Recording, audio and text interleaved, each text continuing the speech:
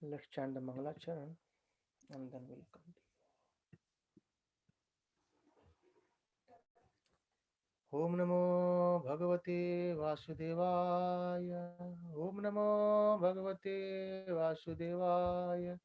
Om Namo Bhagavate Vasudevaya. Narayanam Namaskritya Naram Chaiva Narottamam Devim Saraswatim Vyasam Tato Jayamudire. नष्टप्रायेषु अभद्रेषु नित्यं भागवत सेवया भगवते उत्तम श्लोके भक्ति भवति नैस्तिकी कृष्णाय वासुदेवाय देवकी नंदनाय च नन्दगोपकुमाराय गोविन्दाय नमो नमः नमः पंकजनाभाय नमः पंकजमालिने नमः पंकजनेत्राय नमस्ते पंकजाङ्घ्रे ॐ ज्ञानतिमिरान्धस्य ज्ञानाञ्जनशलाकया चक्षुरुन्मिलितं येन तस्मै श्रीगुरुवे नमः श्रीचैतन्यमनोभीष्टं स्थापितं येन भूतले स्वयं रूप कदा मह्यं ददाति स्वपदान्तिकम् नमो विष्णुपादाय कृष्णपृष्ठाय भूतले श्रीमते भक्तिवेदान्त स्वामिन् इति नामिने नमस्ते सरस्वती देवी गौरवाणी प्रचारिणे निर्विशेष शून्यवादी पाश्चात्य देशतारिणे जय श्री कृष्ण चैतन्य प्रभो नित्यानंद श्री अद्वैत गदाधर श्रीवासादि गौर भक्त वृंद हरे Krishna Krishna Krishna Hare Hare Hare Ram Ram Ram Hare Hare. Hare Krishna, dear devotees. So Hare Krishna. Hare Krishna. Keeping well. Okay, so we were discussing Canto 11, and today we'll continue from chapter 10. Sorry, chapter 11. So we discussed till chapter 10 on Friday. So now we are seeing that how Krishna is actually giving instructions to Uddhava, and we also know that this is also called as Uddhava Gita, because earlier Krishna has spoken the Bhagavad Gita to Arjuna, and as Arjuna was a devotee, and also Uddhava was a pure devotee of Lord Sri Krishna. Hence, Krishna is explaining more about him. So we have seen in chapter 10 that how this nature of fruit activity work, like how people are get attached to work, and how this manifestation happens, and all things were described there. That then how one can actually transcend this. Krishna said that no one can transcend this by taking shelter of spiritual master and following instructions from him. And then also we discussed about the qualities of disciple, what he should do, kind of, right? And then at the end, Krishna told that, in the middle, Krishna describes about these two kind of souls, liberated and conditioned souls. So Uddhava asks a question that at the end of chapter 10, he asks a question that this conditioned soul and liberated soul, we said. So liberated soul means this soul is covered by this body, and which is actually made of material things, and also is covered by the modes of nature. Then how then this soul becomes liberated? And then he asks another question saying that the conditioned soul, so because the soul is transcendental, we know the soul is transcendental. As soul is transcendental, then how is this soul can be bound by material nature? So because soul is spiritual, soul is transcendental, and this matter, this Pancha Mahabhut, by it is made, this is temporary, or these are material. Then how can these two mix each other? And by how these metal modes can soul be bounded? And how, if soul is liberated, then how can it be bounded? So both kind of looks to be a bit contradictory. So that's a question being asked to Krishna by Uddhava. And Krishna in chapter 11, he explains the difference between these two. The chapter 11, he says the symptoms of conditioned and liberated living entities. So Lord continues explaining to Uddhava. He says that due to influence of the material modes of nature, the three modes, which are under my control, and these three modes are in control with Krishna. In the living entity, these are designated as conditioned or liberated. So depending on how we are actually interacting with these three modes, the person can be called as conditioned or liberated. And Krishna explained this here. And he says that soul is never bound or not liberated. Soul is completely independent of this material nature. And how Krishna explains this as a dream. Such as a dream is merely has no actual substance, isn't it? So we might dream something, but when we get up, we say, oh, it was just dream, nothing else. And similarly, this material lamentation, illusion, happiness, distress, accepting this material body are under the influence of Maya and are all creations of my illusory energy. That Krishna explains here. And then he says that this both knowledge and ignorance, they are actually beginningless. And this knowledge and ignorance, they award amazing things. What? This knowledge can award someone liberation, and the ignorance awards bondage. Sometimes we say, people say, ignorance is bliss. Ignorance is never bliss, right? So this knowledge will liberate someone. The knowledge can liberate, and then ignorance actually binds the living entity. And then, however, these are all my potencies. Krishna explains that these are also my potencies, the knowledge and ignorance as well. And then he says, the living entity are parts and parcel of me, and by vidya, by knowledge, they can become liberated. So by acquiring knowledge, a person can become liberated. And thus, in the same material body, he explains that in the same material body, we find opposite characteristics like happiness and misery. So both are different, isn't it? Happiness and misery, that's have extreme thing.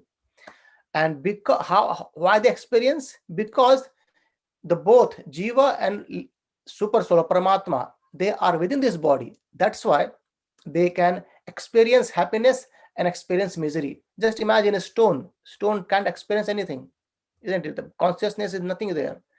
And in a similar way, in living entity as a human, our consciousness is completely high, or it kind of completely developed. That's why we experience happiness and misery. And why we experience? Because of jiva and Paramatma present there. I think I've said earlier, it was a nice, I read somewhere it very nicely. He says that if you think that an alarm clock has awakened you in the morning, try putting an alarm beside a dead body. Right. So we get up in the morning not because of alarm or because sun has sound. We get up because the consciousness, the jiva and Paramatma, they are within us, within this body, right? And then Krishna explained that he continues explaining it more about this jiva and Paramatma and conditioned and liberated soul. He says, by chance, the two birds, they have made a nest together in the same tree, and they were very good friends, and they both are of similar nature. So analogy is that Atma and Paramatma, they are the two birds, and the tree is the body, right? And these both soul and super soul, those both are friends, and they are similar in nature. Nature means they are both liberated. They are not conditioned by these modes.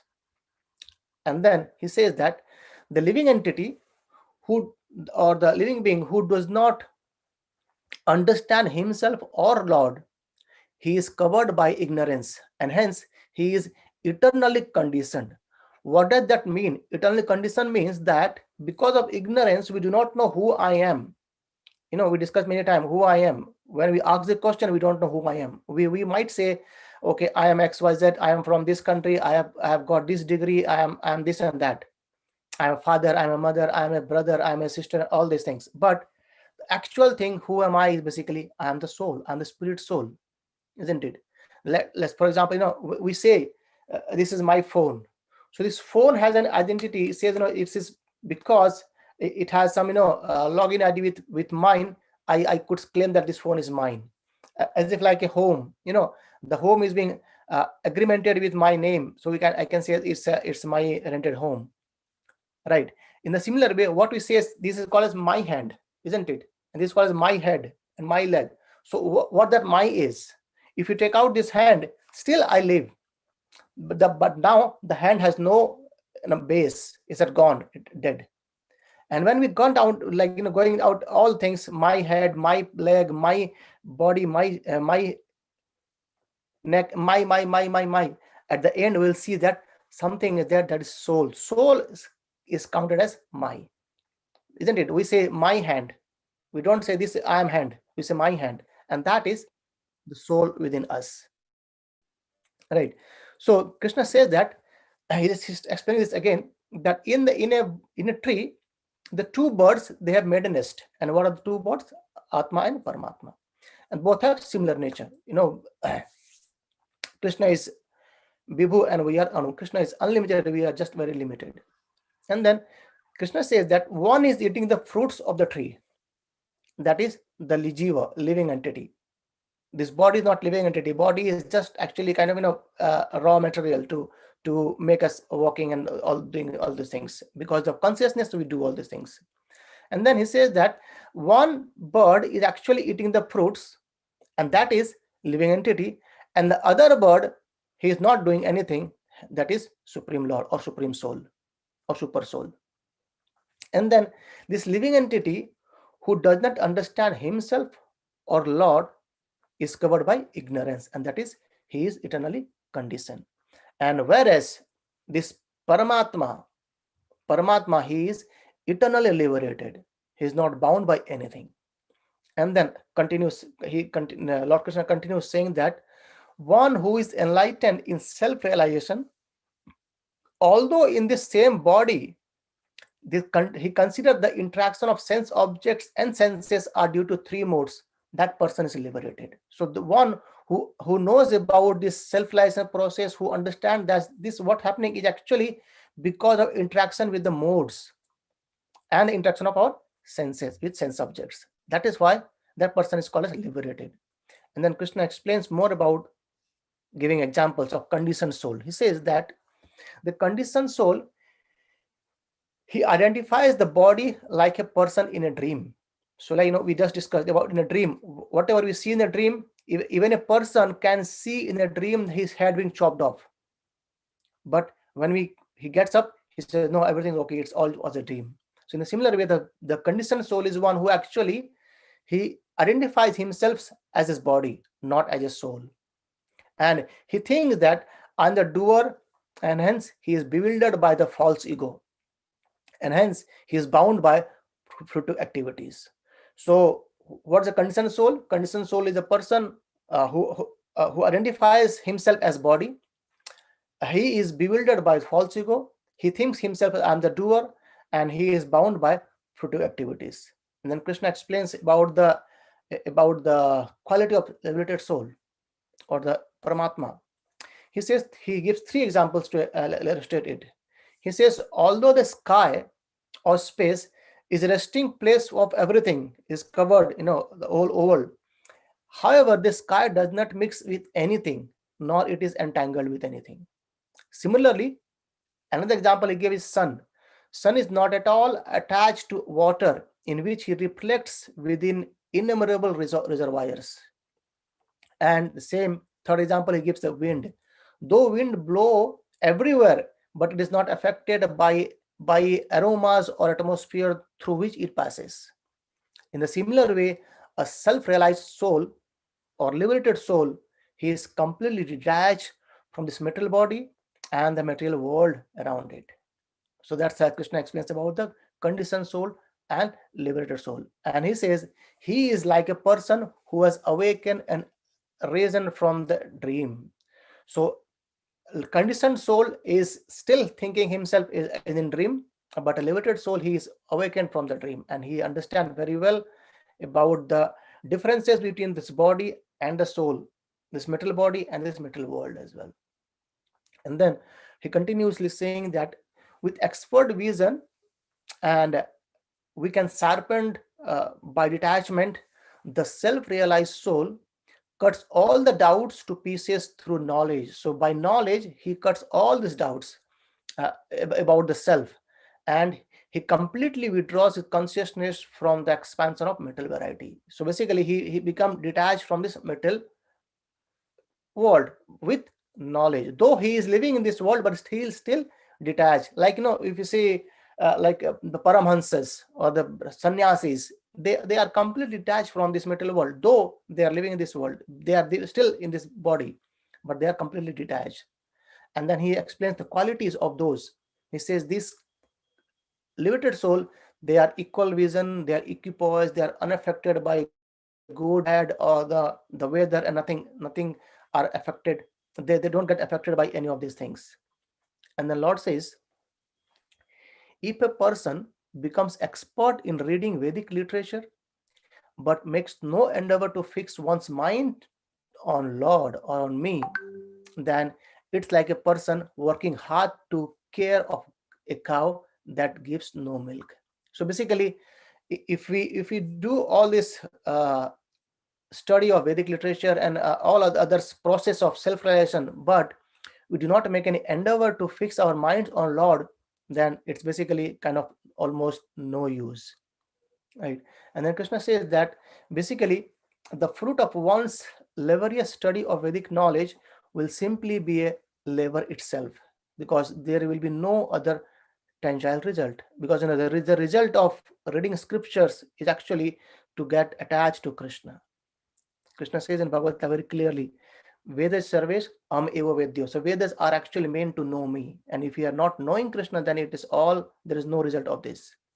And then he says, my dear Uddhava, an intelligent person should never take to literature that do not contain descriptions of my activities. So see, Krishna is advising to his pure devotee that what scripture should be written, to be read, isn't it? Or what literature should be read. He says, I'll repeat, an intelligent person should never take to literatures that do not contain description of my activities, which is actually capable of purifying the whole universe. So just imagine, by chanting the holy name, by hearing his activities, his pastimes, his description, and by glorifying the whole world or the whole universe can be purified. And then Krishna says that there's a top level, topmost level. And Krishna says, if you are not able to free your mind from these material disturbances, then perform your activities as an offering to me. So again in chapter 12 of Bhagavad Gita also Krishna says the same thing. First he says about pure bhakti, and then he goes down and down and down. So now he's saying that if you can't perform that level of bhakti, though is actually basically instruction to all of us, then what we can do is you can perform all your activities. How? As an offering to me. And Lord says, how can we achieve unflinching devotional service? So now Krishna is describing that how can we achieve this full firm faith in devotional service. He says that my pastimes and qualities are all auspicious, and they purify the entire universe. So by uh, you know by kind of reciting his narrations, by describing the pastimes of Lord Krishna's, by remembering the qualities of Lord Krishna, as they are all auspicious, it purify the entire universe. And he says that a faithful person who constantly hears, glorifies, and remembers such transcendental activities, then uh, dedicated his religious, sensual, and occupational activities for my satisfaction. So in this way, by constantly hearing, constantly remembering, constantly glorifying, we can actually dedicate our all activities towards Krishna's satisfaction. And certainly by this, a devotee can obtain unflinching devotional service to me, right? So uh, that is basically the process by which we can actually become completely devoted towards Lord Sri Krishna. How? By hearing, by glorifying and remembering qualities of Lord Sri Krishna. And one who has obtained pure devotional service by association of my devotees. And by associating with the devotees, we can also obtain uh, pure devotional service towards Lord. Because it says very nicely, uh, bhaktistu bhakta sangasana parijayate. So by associating with the bhaktas, by associating with the devotees, we can actually perform bhakti. And then by this, Krishna says very, very important word. He says, that way very easily a devotee goes back to my abode, right? There's a very very clear instruction that how can we go to Krishna's abode by actually uh, dedicating our works towards Lord Sri Krishna. How? By hearing, by chanting, and by glorifying his names, his pastimes, and unlimited pastimes, isn't it? Then Uddhava asks another question here. He says that what type of persons do you consider to be a pure devotee or true devotee, and what type of devotional service is approached by great devotees as an offering to you? So Lord continues saying here that a sensitive person is merciful and never injures others. So the quality of a devotee is what? He is always merciful to others. He is never injures others. Though even he is injured, he never reattack others to get injured, right? And if others are aggressive towards him, that saintly person is become remain tolerant, and his nature is forgiving towards all living entity, and and uh, and his strength and meaning in life come from truth itself. So he is truthful, and he is free from all envy, jealous, and his mind is completely equal, and his intelligence is never bewildered by any material desires. So these are the qualities Krishna explained. He says his senses are completely controlled. His behavior is always pleasing. He never uses any harsh word, or try to uh, uh, even hurt anyone. And he's free from possessiveness as well. And he never endeavors in any ordinary or worldly activities, and he strictly controls in eating. So Krishna explains here as well that eating is again a very very important part. He is strictly controlled in his eating habits. And again we will go into next chapters, maybe in 17 and 18. Krishna explains that as well about their different you know uh, characteristics and duties of different varna ashramas also.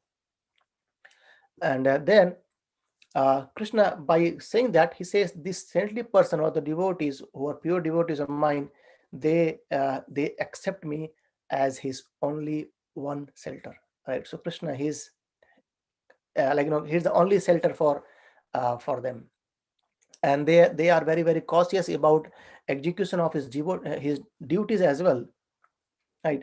And they conquered by the devotion. They've conquered the six material qualities, that is hunger, thirst, lamentation, illusion, old age, and death. And that sensitive person, they are always free from all desires of prestige. They do not need any fame, though if they get it, that's fine, but they do not hanker for it. And they offer honor to others. They are always expert in reviving the Krishna consciousness, and even they spread the message of Krishna consciousness. They never cheat anyone. These are the qualities Krishna explains about this pure devotees. And then uh, ultimately he says that ultimately they renounce all religious duties and worship me alone. So that's how, by taking shelter at his lotus feet, ascetic persons, they renounce. Now Krishna says very clearly, like Krishna actually explains the same thing what he has shown given in Bhagavad Gita.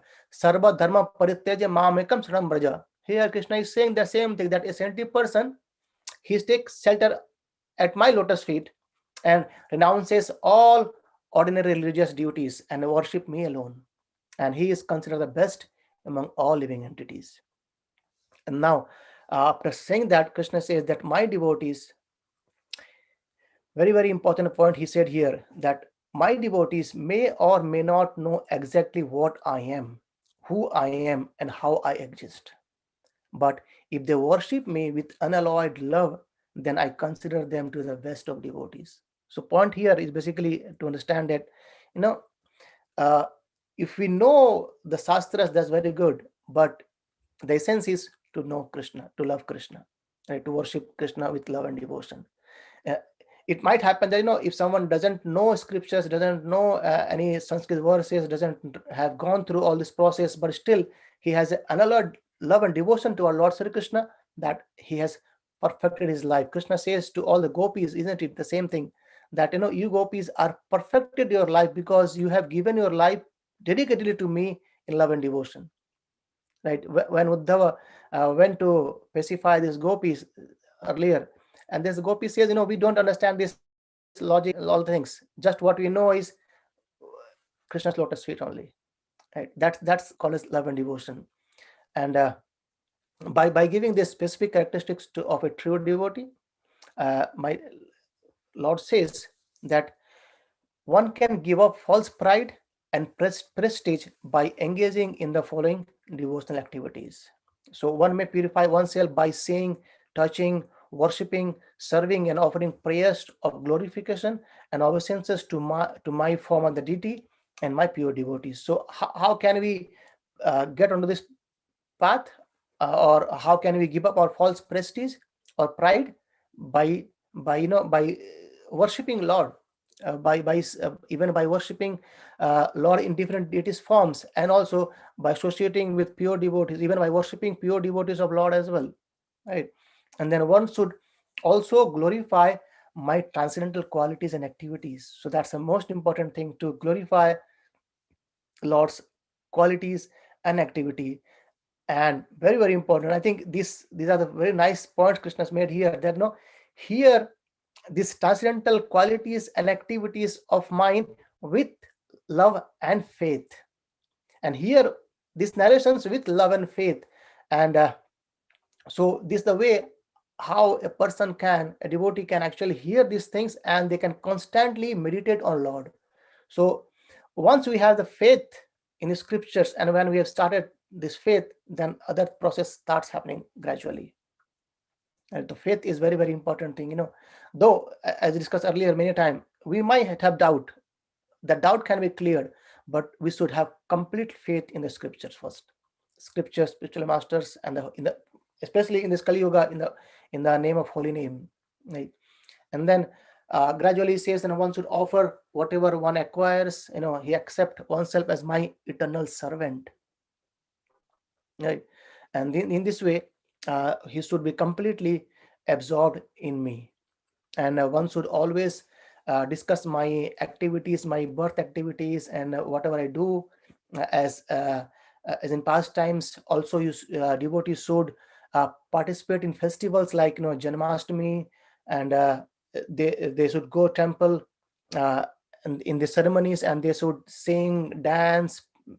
You can use different musical instruments, and they discuss about me with other devotees and other Vaishnavas.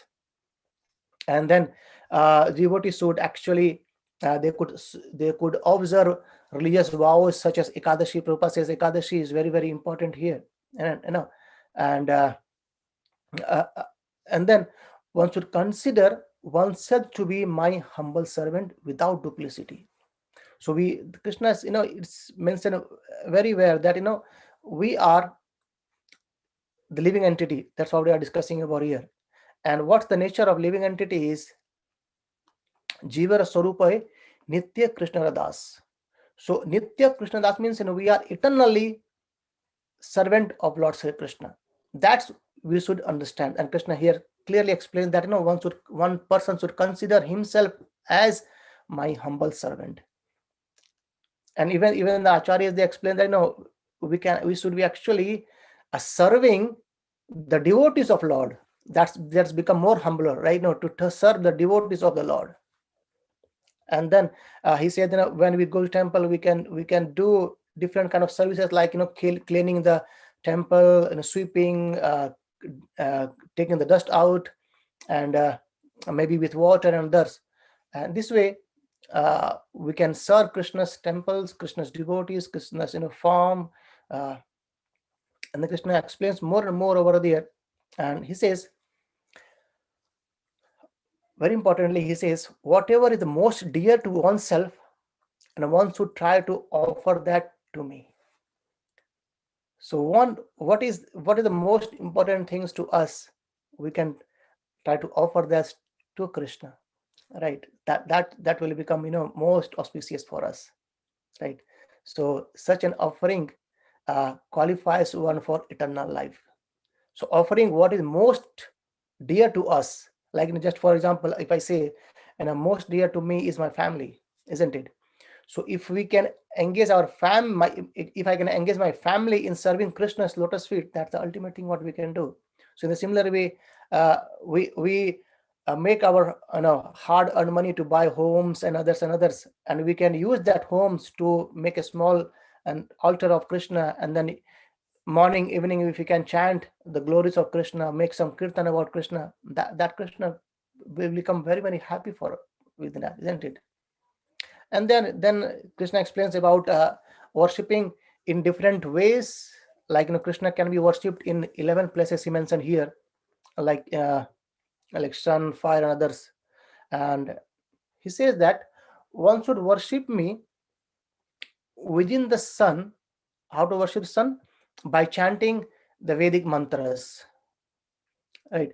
And one should worship me within fire by offering oblation of ghee. And then one may worship me among the brahmanas by respectfully receiving them as guests. So when brahmanas come, we can accept that as Krishna has come, and then we can worship them very, very nicely. And when we have seen earlier as well, we can wash their feet, take the charnamit of the devotees or the brahmanas too in our head, kind of things right now.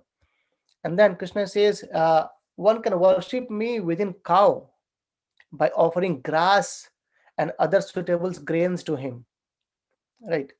So that's how we can worship cow. And then one can worship Vaishnavas. One can worship me within the Vaishnavas. How? By offering loving friendships to them and honoring them in all respect. And I can be worshipped within inner space of the heart as well. And within the air, I can be worshipped by knowledge that prana, the life air, is the chief among all elements. And I can be worshipped within water as an offering of water itself. Nice point, right? Isn't it? So when we go to, when we take bath in this river, holy rivers, what we do, we used to take this water and then offer it back to the water, isn't it? So Krishna is saying that we can offer, we can worship water by offering that water back to this water itself, right? So, and one way worship me within the earth by proper application of confidential seeds mantras, and one may worship me within this individual living entity by offering food and other enjoyable substances to others living entity. And one may worship me within all living entities by seeing the super soul within all of them. So Krishna is actually present in each and every living entity as super soul, Paramatma. How this way we can have, we can maintain the equal vision, and this way one should meditate on my peaceful transcendental form, and then we can attain unflinching devotional service to Lord. So if one does not, again, the point Krishna says by ending this chapter, he says, if one does not engage in bhakti, then there is no means of escaping from this material existence. So this material existence, this illusory potency of Lord, will actually keep us trapped in this inner illusion, right? And Lord says that, "O Uddhava, as you are my no my dear devotee, my servant, and my well-wisher, and also your my friend, I shall speak you the most confidence and knowledge." And so that we'll discuss tomorrow. That's chapter 12, right? And then I wanted to share something else. Anyone have any questions today?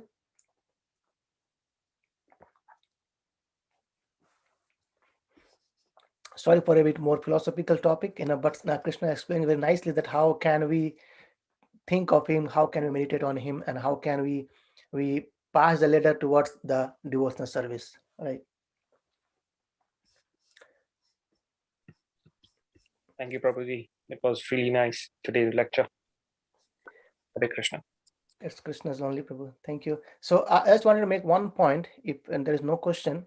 So Krishna says in this chapter that by vidya means knowledge. By knowledge we can actually become liberated, isn't it? And I just wanted to share something, if there is no question. Okay, so I say there is no question. Let me share something. So can you see my screen now? Yes, Prabhuji. Yes. So this is actually is kind of a mind map I have made while I was going through my Bhakti Shastri course. I think it was some back in 2 months time, and there we have gone through the Upanishad, and in Upanishad there was a exam kind of to take all these points about knowledge. So as the knowledge came here in this chapter, so I wanted to share it.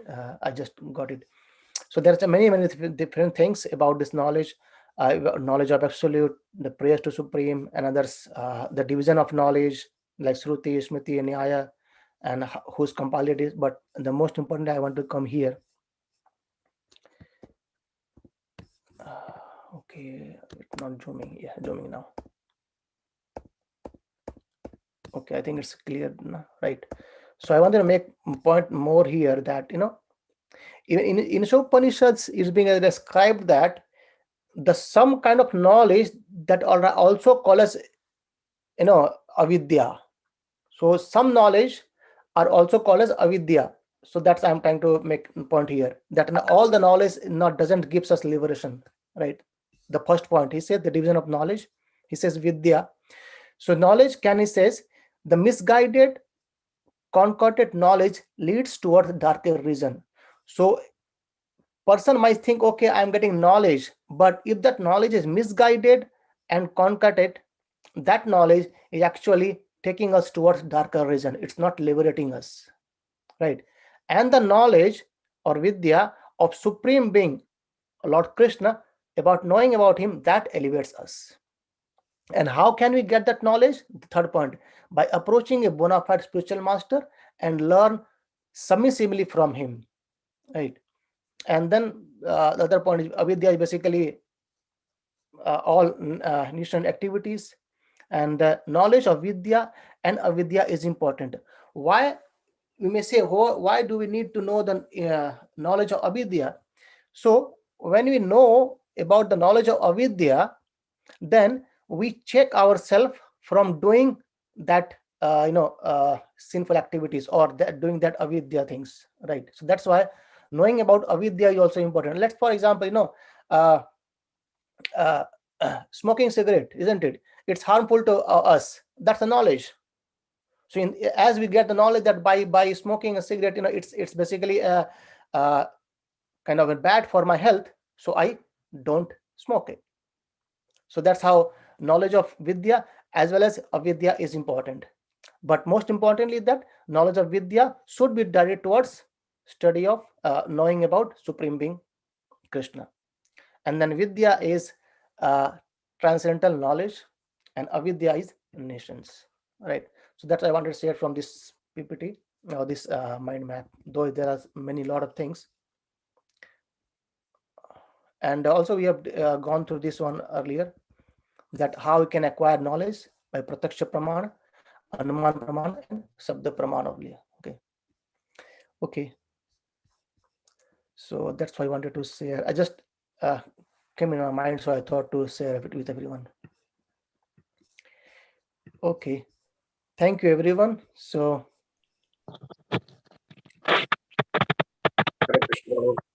Hare Hare Krishna. Krishna. Hare Krishna. Hare Krishna. Hare Krishna. Hare Krishna. ग्रंथराज Shrimad Bhagavatam की Jai. Srila Prabhupada की Jai. अनंत कोटि वैष्णव वृंद की Jai. हरे Krishna Hare Krishna. हरे Krishna Hare Krishna.